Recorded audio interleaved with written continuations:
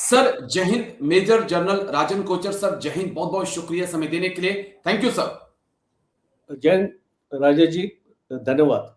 मैंने थोड़ी बातचीत करनी थी। मेरे एक व्यूअर्स का सवाल मेरे पास आया। उन्होंने कहा कि मैं आर्मड रेजिमेंट से हूं और 2 साल से मैं ओएसएल हूं, वापस अपनी यूनिट में नहीं गया हूं, लेकिन मैं जाना चाहता हूं। क्या मैं जा सकता हूं? अगर मैं जाऊंगा तो मुझे कितने दिन की सजा होगी और क्या आर्मी मुझे, मेरी यूनिट मुझे रख सकती है? मैं यूनिट में जाऊं या मैं अपने सेंटर में जाऊं, कहां जाकर रिपोर्ट करूं? तो ये सवाल आया तो मुझे लगा सर कि मैं आपसे पूछूं कि इस जवान के पास क्या रास्ता है, क्योंकि एज ए कमांडिंग ऑफिसर आपने भी कम से कम 3 बटालियंस को कमांड किया है। देखिए राजेश जी, पहला सवाल तो मैं जवान से पूछना चाहूंगा कि ये 2 साल से बाहर क्यों था और अभी 2 साल के बाद इसको ये ख्याल कैसे आया कि अब उसको फौज में जाना है वापस। तो ये जो भी कोर्ट ऑफ इंक्वायरी बैठेगी, देखिए इसका जो पहला काम होगा कि इसको अभी अपने सेंटर में रिपोर्ट करना चाहिए और ये इसकी इंक्वायरी होगी और जो आपका इंक्वायरी का बेसिस है उसी के ऊपर तय किया जाएगा कि इसको रखना है या इसको डिसमिस कर देना है या इसको कानूनी कार्रवाई होगी, जेल वगैरह भेज दिया जाएगा। इस टाइप की सिचुएशन आ सकती है। तो पॉसिबिलिटीज होती है हर एक चीज के लिए। बिल्कुल सर। बट हमको ये देखना है कि इसने 2 साल अपना इंतजार क्यों किया और फौज से आपका ओएसएल होने की वजह क्या थी। बिकॉज फौज ने इसको चिट्ठियां लिखी होंगी।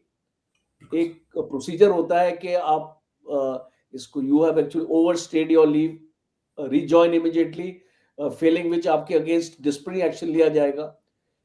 जो सारी इसके घर पे इसके फादर को कई बार यूनिट अपना एक जेसीओ साहब को भी भेजते हैं उनके घर पे बताने के लिए कि आपको क्या आपके इसको बेटे को तकलीफ है, उसको बोलो कि रिजॉइन करेगा।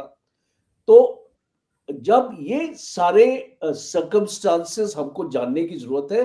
बिकॉज देखिए कानून अंधा नहीं है जी।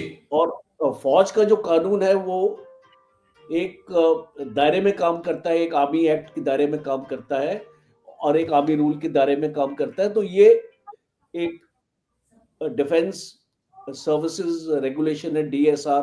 तो इन जी। सबके दायरे में वो काम करता है। तो इसको मेरी एडवाइस इस जवान से है कि विदाउट वेस्टिंग एनी टाइम ये अपने ट्रेनिंग सेंटर में इसको रिपोर्ट करना चाहिए और इसको एक सच्चाई से जो भी इंक्वायरी होगी अपनी स्टेटमेंट जो इसकी रिकॉर्ड की जाएगी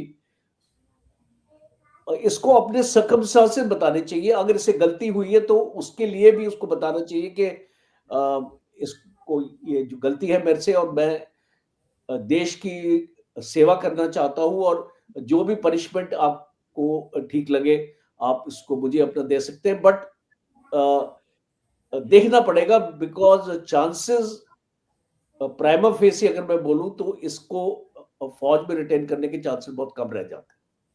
ओके सर। क्योंकि एक बहुत लंबा वक्त है, 2 साल का एक बहुत लंबा वक्त होता है जब आप घर में स्टे करे हैं। बहुत लंबा वक्त होता है सर। लेकिन शुक्रिया, बहुत बहुत शुक्रिया। Major general Rajan Kochhar sir, आप आए, दोनों ही मुद्दों पे बात रखी। Thank you sir. जय Hind. Take care sir. Thank you. Thank you Rajesh ji, जय हिंद। Thank you sir.